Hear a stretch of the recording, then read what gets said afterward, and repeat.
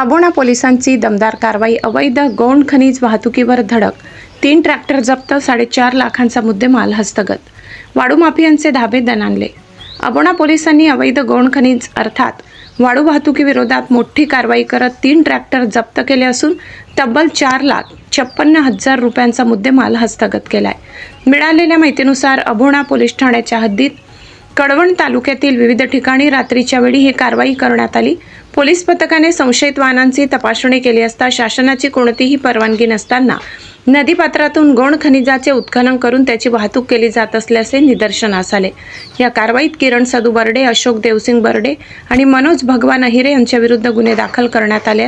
काही प्रकरणांमध्ये वाहन चालकांना ताब्यात घेण्यात आले असून वाहन मालकांनाही आरोपी करण्यात आले आहे. पोलिसांनी कारवाई दरम्यान युओटेक प्लस 575 DI जॉन डियर कंपनीचे हिरव्या रंगाचे ट्रॅक्टर तसेच त्यांना जोडलेल्या ट्रॉली जप्त केल्या.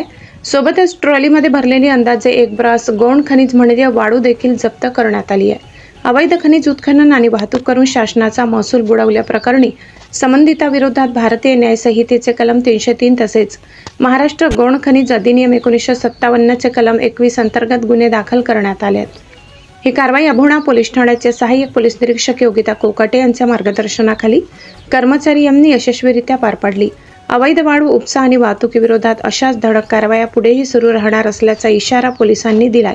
गिरणा वार्ता न्यूज वृत्त संकलन विभाग, अबोणा.